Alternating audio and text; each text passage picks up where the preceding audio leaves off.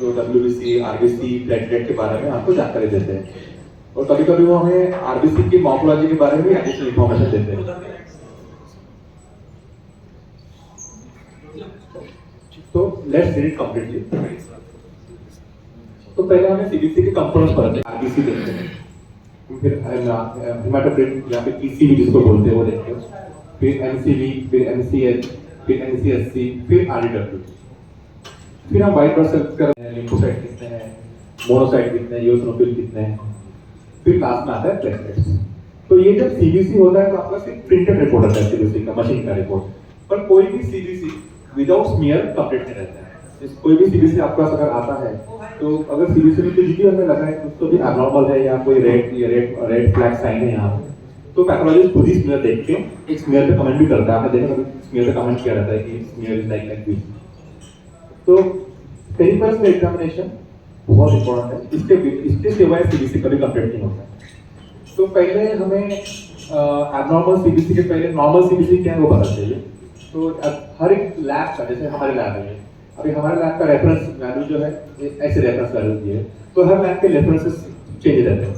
तो this is normal CBC। अगर देखा जाए तो हीमोग्लोबिन 12.2 है, प्लेटलेट काउंट 2,93,000 है और RBC काउंट नॉर्मल है, haematocrit everything is almost in the normal range है।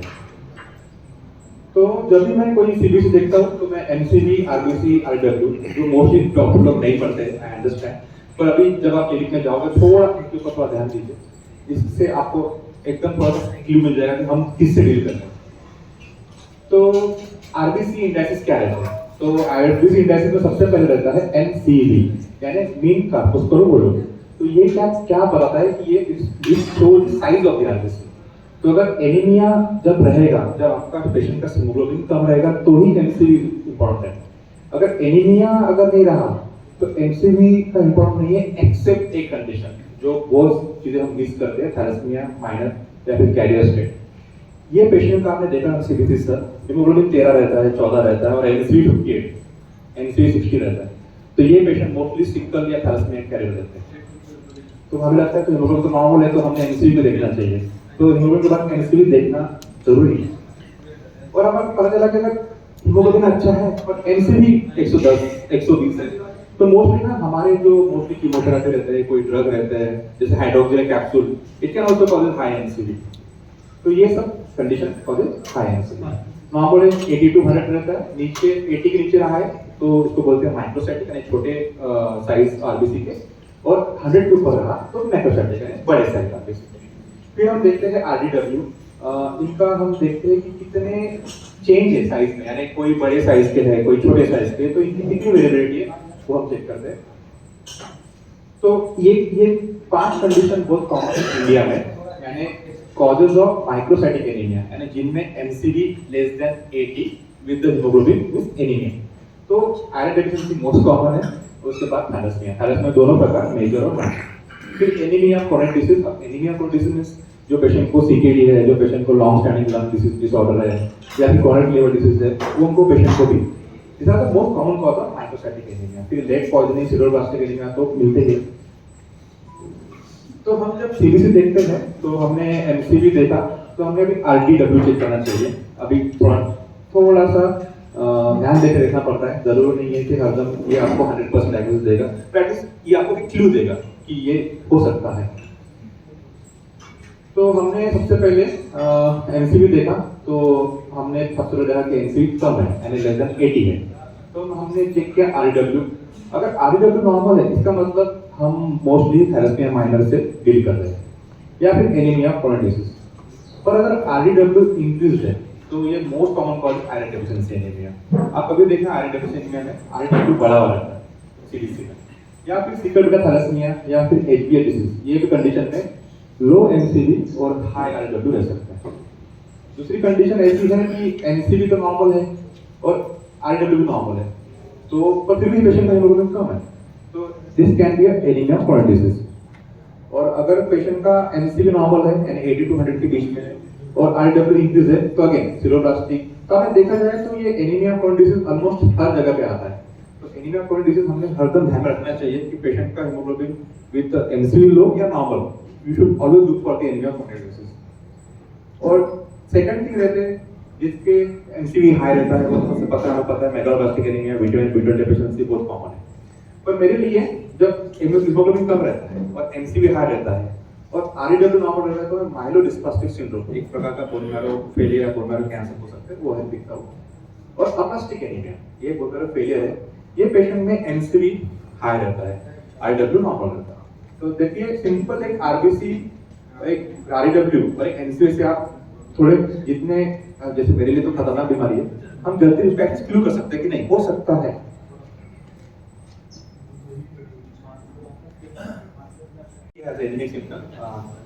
थकान महसूस होना, फैटिगेबिलिटी, तो हमने सीबीसी करवाया। सीबीसी में आप सबसे पहले क्या देखोगे, आप हीमोग्लोबिन देखोगे, राइट? तो इसका हीमोग्लोबिन 9.7। तो नेक्स्ट पैरामीटर क्या देखोगे आप? NCV, correct. एनसीवी 69, तो ये है माइक्रोसाइटिक एनीमिया। तो हम क्या देखेंगे नेक्स्ट? आरडीडब्ल्यू। आरडीडब्ल्यू देखा जाए तो यहाँ पे 18.4 है, यानी रेज्ड है, तो ये ब्रैकेट नॉर्मल, तो look like iron deficiency anaemia, correct? But iron studies किया हमने, आयरन 15 आया, पीआईबीसी टैम्पू 10 आया और फेरिटिन 5 आया। अब मुझे बहुत सारे डॉक्टर बोलते हैं सर आपके पास तो सीबीसी में रिपोर्ट आता, आपने टेस्ट क्यों करवाया? तो मैं हरदम मेरे पेशेंट को दो इसमें डिवाइड करता हूँ, अंबानी नॉन अंबानी। अगर नॉन अंबानी रहा तो मैं टेस्ट नहीं करवाता हूँ, मैं आई ट्रायल ऑफ ओरल आयरन, और अंबानी रहा तो खुद ही बोलता है सर टेस्ट करवा लो, मुझे कंफर्म करना है। तो ये अंबानी था जिसके टेस्ट करवाए, हमने प्रूव करवाया कि ये आयरन डेफिशिएंसी एनीमिया है। अब आपको सवाल आना चाहिए कि 54 ईयर्स फीमेल में आयरन डेफिशिएंसी एनीमिया कैसे हुआ? मेंस्ट्रुअल साइकिल तो बंद है। तो हमारे यहाँ पे तो डिक्टम है कि जब भी कोई आयरन डेफिशिएंसी एनीमिया होता है और जिसमें बाकी कोई कारण नहीं, ब्लड लॉस, तो mostly these are the GI tract, mostly पेट के अंदर के प्रॉब्लम को देखना पड़ता है, तो हम स्कोपी करवाते हैं या फिर कोलोनोस्कोपी करवाते हैं। तो सरप्राइजिंगली जब हमने इसका स्कोपी किया तो we found mass in the gastric junction, तो she has a case of CS stomach.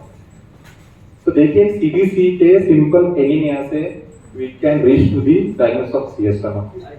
So this is a really interesting case for us. Anyway, we always do colonoscopy or upper GI for a male patient also who don't have piles or fissure.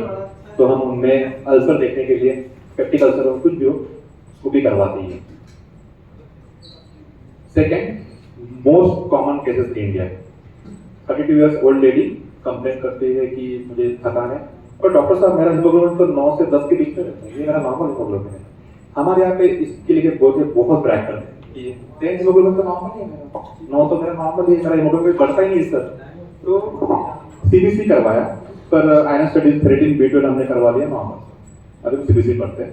तो सबसे पहले हमने देखा haemoglobin 9.8, next क्या देखेंगे? NCV.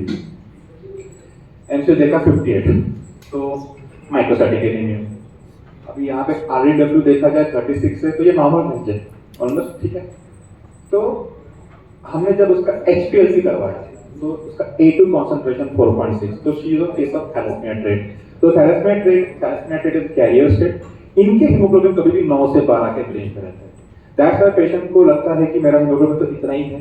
तो ये सब पेशेंट, यही पेशेंट है जिनको हमको स्क्रीन करना है, क्योंकि प्री मैरिटल काउंसलिंग जब आप गायनेकोलॉजिस्ट पर जब जाते हैं तो बहुत जरूरी होता है कि HPLC करना। अभी भी बहुत जगह पे HB इलेक्ट्रोफोरेसिस ही होता है। HB इलेक्ट्रोफोरेसिस और HPLC में डिफरेंस ये है कि HB इलेक्ट्रोफोरेसिस आपको बताता है कौन सा बैंड है, पर ये नहीं बताता है कि कॉन्सेंट्रेशन कितना है और कौन से टाइप है, जैसे इसमें बताया गया 4.6%। ये बहुत जरूरी है। तो HPLC ही एडवाइस करना, जब भी आप थैलेसीमिया, सिकल सेल किसी सस्पेक्ट करते हो तो HPLC ही लिखिए। HB इलेक्ट्रोफोरेसिस अभी आउटडेटेड हो चुका है, अभी भी सिग्नलिंग टेस्ट होती है सॉल्टू से, और सिग्नलिंग टेस्ट के बहुत सारे false positive, false negative results आते हैं। तो डायरेक्टली HPLC किया कीजिए, क्योंकि HPLC में हमें एक तो है तो पता चलता है, और अगर है पता चला तो उसमें कैरियर है कि डिसीज है वो पता चलता है, कि परसेंटेज बहुत जरूर है। तो सेकंड केस है सिंपल केस। हाँ, और एक मैं यहाँ पे पॉइंट रखना चाहता हूँ, मैंने केस क्यों सिंपल रखे हैं, क्योंकि इसमें से मैं बहुत कुछ आपको बता सकता हूँ। क्योंकि जब थैलेसीमिया को डायग्नोस करते हैं तो उसका सबसे कॉमन क्लोज डीडी है आयरन डेफिशिएंसी एनीमिया, तो हम इसको भी दे सकते हैं oral iron, right. Thalassaemia trait में ओरल आयरन हम अवॉइड करते हैं क्योंकि it causes iron overload. Unless until आपके पास आयरन डेफिशिएंसी एनीमिया प्रूव नहीं है थैलेसीमिया पेशेंट में बाय टेस्ट, तब तक आयरन मत दीजिए। तो यहाँ पे मैं आपको बताना चाहता हूँ कि अगर आपको पेशेंट का आप सस्पेक्ट कर रहे हो थैलेसीमिया, तो बेटर है कि आयरन स्टडीज कर ही लीजिए। और मैं आयरन स्टडीज में एक बोलता हूँ, अभी मैंने थ्रेडिंग करना बंद कर दिया है। आयरन स्टडीज में ट्रांसपेरेंट सैचुरेशन देता है लैब बना के आपको। तो ट्रांसपेरेंट सैचुरेशन अगर लेस देन 25% रहा, तो it called as the relatively iron anaemia, means you can do trial. But अगर 15 के नीचे रहा, तो it's absolute iron deficiency anaemia. आपका फेरेटिन लेवल 1000 भी रहे, 2000 भी रहे, पर ट्रांसपेरेंट सैचुरेशन, जो मैंने यहाँ पे एक लास्ट पॉइंट लिखा था, TS, that TS you have to, ये मेरा पेशेंट का टीएस 10 था, तो she has absolute iron deficiency. Ferritin 5 आ गया, पर कभी कोई कंडीशन रहती है, देखो फीवर में फेरेटिन बढ़ जाता है, फिर लगता है फेरेटिन तो बढ़ चुका है, उसको तो आयरन डेफिशिएंसी है नहीं, तो आप यहाँ पे ट्रांसपेरेंट सैचुरेशन चेक की लैब वैल्यू देता है निकाल के। Second case, third case also common, 15 साल का बच्चा, pure vegetarian. Indians are all pure vegetarian, कोई भी मांस मटन मच्छी खाता है तो वो संडे खाता है, तो we are all are pure vegetarian. So बिल्डुबिन उसका एक था, मम्मी बोलती कि थोड़ा सा पीलिया रहता है, थोड़ा सा पीलिया रहता है, और एलडीएच जब किया था तो हाई था। तो ये तो नकल पिगमेंटेशन से back to very common case, इस केस ऑफ मेगालोब्लास्टिक एनीमिया। अब ये देखिए पेरिप्लस में फाइंडिंग कितनी अच्छी है। ये जो न्यूट्रोफिल्स है, नॉर्मली न्यूट्रोफिल में 4 लोब रहते हैं, 1 2 3, इसमें ना हाइपर सेगमेंटेड न्यूट्रोफिल है, ज्यादा 4 के ऊपर लोब है। अब ये पेरिप्लस फाइंडिंग कोई बताता है कि नहीं सर मुझे हाइपर सेगमेंटेड न्यूट्रोफिल आपके अंदर मिल गए हैं, तो जरूरी नहीं मिले ना मिले, पर this is one of the additional finding कि ये मेगालोब्लास्टिक एनीमिया का केस है due to vitamin B12 deficiency. I think CBC आया है। केस नंबर 4, ये 14 इयर्स बॉय, ये तो बहुत ही कॉमन है। 14 years boy with recurrent bony pain, jaundice since childhood, multiple time admissions for bony pain. मेरा यहाँ पे थोड़ी सी बुरा लगता है कि अगर पैथोलॉजिस्ट ने यहाँ पे स्मेयर देख लिया तो वो सिकल सेल वैसे डायग्नोस कर देता है। तो these are the peripheral smear। तो मुझे हरदम लगता है कि सिकल सेल पेरिफेरल स्मेयर में मिस नहीं होना चाहिए। This is the one of most important diagnosis. तो these are the sickle cells, these are target cells। तो ये सिकल सेल्स सारे, ये टारगेट सेल्स, ये टारगेट सेल्स, ये लुक लाइक टारगेट। तो this case of sickle blood है। तो these are sickle cells। Case number 5, old lady with again anaemic symptom, jaundice, और उसको स्प्लीन था। अभी बाकी सब पेशेंट में किसी को स्प्लीनोमेगाली नहीं था, तो दिस पेशेंट है स्प्लीनोमेगाली। अब यहाँ पे देखिए सीबीसी में हेमोग्लोबिन 3, एमसीवी देखिए 130, this is like macrocytic anaemia. TLC 8000, platelet थोड़े से लो है, एलडीएच 950, और बिल्डुबिन देखिए तो इनडायरेक्ट ऑलमोस्ट 6, और हमने सब वर्कअप नेगेटिव किया। अब एक पेशेंट को एनीमिया है, हाई हेमोग्लोबिन है, पेशेंट ने B12 का ट्रायल लेके आया, ऑब्वियसली मैं भी B12 देते था इसको, तो B12 के बाद भी इनको नहीं हुआ, हेमोग्लोबिन वैसे रहा, पेरिफेरल स्मेयर किसने देखा नहीं। तो जब लगा कि नहीं पेशेंट अगर इंप्रूव नहीं होता है, तो प्लीज आपके पैथोलॉजिस्ट को फोन करके पूछिए कि एक बार स्मेयर देख के बताइए कुछ एबनॉर्मल फाइंडिंग है। जब हमने स्मेयर देखा, कोई बता सकता है कोई, can some guess what is this? ये आरबीसी का क्लम्पिंग हो रहा है, so it is called as RBC autoaggregation. This is the case of autoimmune hemolytic anemia, AIHA। हम ये पेशेंट स्टेरॉइड को इतना अच्छा रिस्पॉन्स करते हैं, तो हमने स्टेरॉइड चालू किया, हेमोग्लोबिन धीरे धीरे स्लोली बढ़ गया। तो देखो एक सिंपल स्मीयर ने मुझे क्लू दिया, it's not a megaloblastic anaemia, it's AIHA। तो they are direct Coombs test positive था, उनका इनडायरेक्ट नेगेटिव था, this is case of AIHA। अब मुझे हर क्वेश्चन पूछते हैं, सर ब्लड ट्रांसफ्यूजन दे दिया, कौन से टेस्ट भेजें, राइट? आता है बहुत सारे पेशेंट ब्लड ट्रांसफ्यूजन लेके आता है, फिर अभी टेस्ट कौन सा भेजें? तो मोस्टली कोई भी हेमोलिटिक एनीमिया का वर्कअप हम ब्लड ट्रांसफ्यूजन कर सकते हैं। लाइक आप हेमोलिटिक एनीमिया वर्कअप कौन सा, सिकल का, थैलेसीमिया का, कोई भी other haemolytic, this is PD, देखो कोई भी टेस्ट नहीं करते, वो आपको वेट ही करना पड़ता है ऑलमोस्ट। फॉर अगर आपने ट्रांसफ्यूजन दिया तो ऑलमोस्ट 1 to 1.5 मंथ का आपको वेट करना पड़ता है, क्योंकि it's a transfusion of outside blood.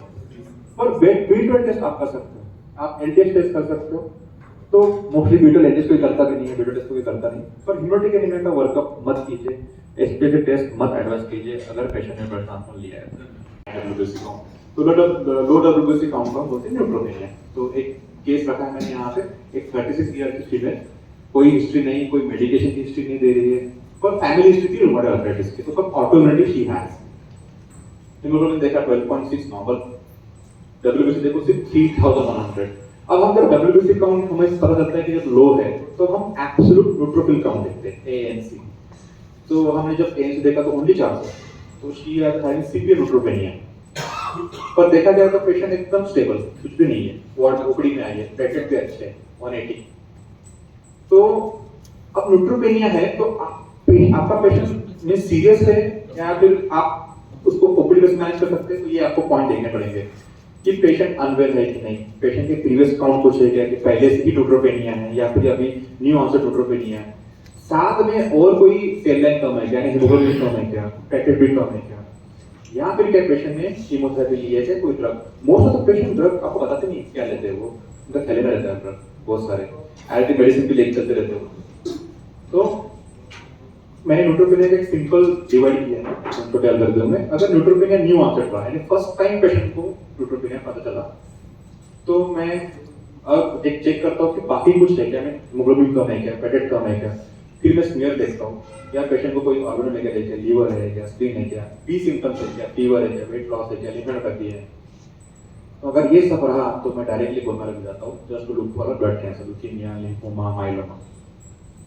अगर न्यूट्रोपेनिया पर्सिस्टेड है यानी बचपन से है तो this can be a failure syndrome, बच्चों को कॉमन रहता है, अप्लास्टिक एनीमिया, कंजेनिटल। चलो अब मेरा न्यूट्रोपेनिया है, न्यू ऑन्सेट है, पर मेरे पेशेंट एकदम स्टेबल है, ना कोई उसको पेरिकोस मिरर एकदम नॉर्मल है। तो हमें ट्रिगर देखना पड़ेगा, क्या ट्रिगर किया गया है जिससे न्यूट्रोपेनिया है। मोस्ट कॉमन कॉज आपने देखा है डेंगू। अभी मुझे कोई सर पूछ रहे थे, डॉक्टर शिवा सर आप पूछ रहे थे मुझे, तो dengue is one of the cause of neutropenia. ठीक है, बाद में हम आईसीयू में देखते हैं तो सेप्सिस है, तो सेप्सिस अगर आप एंटीबायोटिक देते हैं, यहाँ पे बैक्टीरियल, वायरल, फंगल इन्फेक्शन, ये तीनों कैन कॉज न्यूट्रोपेनिया। टाइफाइड देखा आपने, न्यूट्रोपेनिया रहता है mostly. Drug most common cause drug रहते हैं, कीमोथेरेपी ड्रग रहते हैं, कोई कोई जो पेशेंट मिथोट्रेक्सिन लेता है वंस अ वीक, उसके कारण न्यूट्रोपेनिया हो सकता है। फिर हम vitamin butyl also can cause neutropenia, बाकी तो बहुत रेयर कॉजेज है।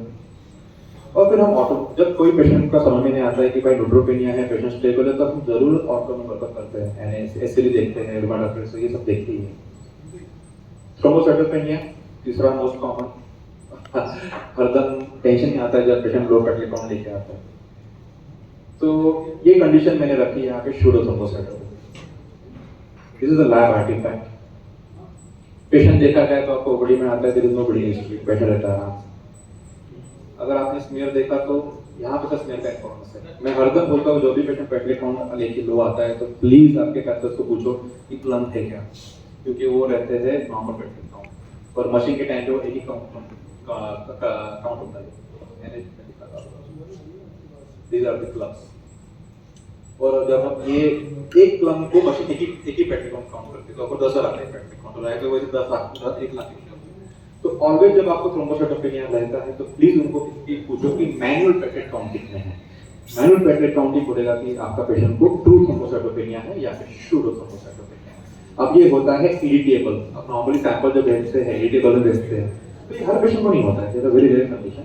तो इरिटेबल में ये सैंपल भेजने के बाद क्लम्पिंग होता है, तो हम पेशेंट के डिस्चार्ज कार्ड या फाइल पे लिखते हैं कि please send sample in a cited bulb और हेपारिन बल्ब। जब पेशेंट को अगर पता चल गया कि ये पेशेंट का शूडो थ्रोम्बोसाइटोपेनिया है तो नेक्स्ट टाइम और कोई पैनिक ना होने के कारण ये सब हम लिखते हैं। मेरे पास एक केस का बच्चू था जिसको फाइमोसिस था, जिसका 2 साल से ऑपरेशन पोस्टपोन था because of the platelet count, और पेशेंट को ब्लीडिंग की हिस्ट्री नहीं थी, कुछ नहीं था। वो घूम के आए, किसने बोला हम आपको हाथ लगाएंगे, 10 साल प्लेटलेट काउंट था, स्मीयर नहीं, सीरीज अब तक एक भी स्मीयर नहीं था रिपोर्ट। फिर मैंने उनको नागपुर बुलाया और मैंने सिर्फ स्मीयर देखा तो यहाँ पे सारे क्लम थे, बच्चों का ऑपरेशन भी हो गया, मैंने फिटनेस भी दे दिया, बच्चा। तो सिंपल एक स्मीयर फाइंडिंग से देखो कितनी जिंदगी चेंज हो सकती है। और आपको भी डिसीजन लेने में अच्छा रहता है कि सही में प्लेटलेट काउंट कम है तो शायद मैं रेफर करूँ कि हेमाटोलॉजिस्ट के पास। तो थ्रोम्बोसाइटोपेनिया मैंने बोला सबसे पहले स्मीयर देखना है, ट्रू थ्रोम्बोसाइटोपेनिया देखना है क्या, वो देखना है। अगर ट्रू थ्रोम्बोसाइटोपेनिया है तो फिर ये सब चीज देखनी पड़ती है। मोस्टली हम तो ब्लड कैंसर के पेशेंट है वो देखते हैं कि नहीं। और बाद में अगर सिर्फ थ्रोम्बोसाइटोपेनिया है तो मोस्ट कॉमन कॉज आईटीपी, फिर ड्रग इंड्यूस रहता है, फिर एचआईवी आल्सो का, एससीवी आल्सो कॉज। अभी हाई डब्ल्यूबीसी काउंट, लो डब्ल्यूबीसी काउंट के बारे में मैंने बात कर लिया, अभी high WBC count. High WBC count again smear का बहुत इंपॉर्टेंस है। आपको लग रहा है कि डब्ल्यूबीसी काउंट अभी 13,000 के ऊपर है, उसमें न्यूट्रोफिल पड़े हुए हैं, तो आपको पहले देखने पड़ते हैं स्मीयर। अब स्मीयर में देखना पड़ेगा कि आपका न्यूट्रोफिल ज्यादा पड़े क्या। अगर न्यूट्रोफिल ज्यादा पड़ेगा तो मोस्टली हम देखते हैं कि कोई पेशेंट को रिएक्शन रहता है या फिर इन्फेक्शन रहता है, पर साथ में आपको बेसोफिल भी ज्यादा मिल रहा है तो it can be a chronic myeloid leukaemia. और अगर साथ में आपका माइलॉइड के साथ में अगर बेसोफिलिया है तो इसके बहुत सारे हमारे बहुत ही रेयर कॉजेज है। पर हम एक स्मीयर से ही हम एक गाइड कर सकते हैं कि नहीं अभी हमें पेशेंट को आगे भेजना पड़ेगा, या पेशेंट को सिर्फ लिम्फोसाइट बढ़े है। आपने देखा अगर पेशेंट का तो कभी 1 लाख काउंट रहते हैं और सब 90% लिम्फोसाइट रहते हैं उसके अंदर, और पेशेंट एकदम अच्छे से बैठ रहता है। Mostly they are aged patient 60-70 years. तो ये पेशेंट का स्मीयर देख के mostly they are CLL, chronic lymphocytic leukaemia. तो patient they are not symptomatic, वो सब एक कोई किसी और कारण जाने के बाद, फॉर एग्जांपल उनको कैटरेक्ट ऑपरेशन करना रहता है, फिर बोलता है फिटनेस के लिए CBC करके आओ, तब पता चलता है कि WBC को 1 लाख है। तो ऐसे पेशेंट मिस नहीं होने चाहिए, इसलिए प्लीज स्मीयर के लिए कभी भी आप इंसिस्ट किया करो।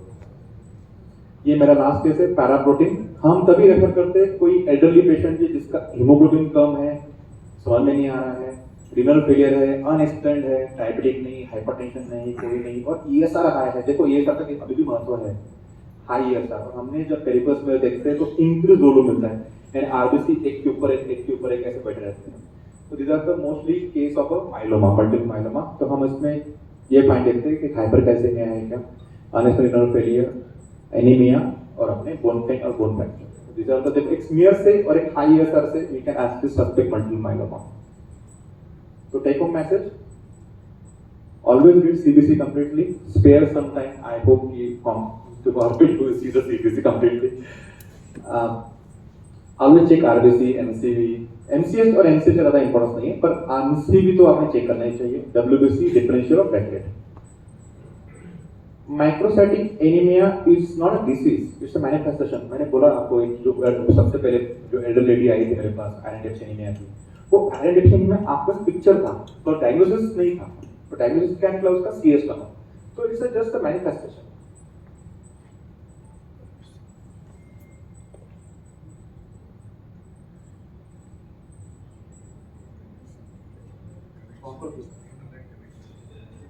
WBC जो है एब्नॉर्मल है, थोड़े कैंसर ब्लास्ट लग रहे हैं, तो that you can refer immediately.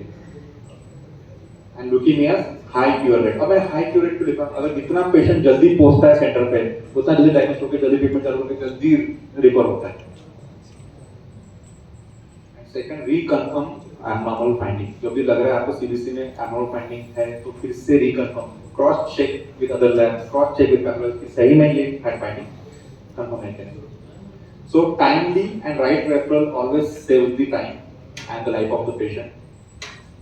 So I'm here for a question. You can ask me question after this session। So there are certain type of listeners in the group। एक group होता है कि इसके point को invalid है, मैं नहीं सुनूंगा। दूसरे रहते हैं कि मुझे को टाइम मिलेगा मिलने के लिए, मुझे को टाइम मिलेगा मैं क्वेश्चन पूछूं। एक रहता है कि मुझे सब पता है तो मैं पूछने वाला नहीं हूँ। एक रहता है कि no, I should change my mind, I should see the CBC tomorrow, and that is the best, I'm not interested।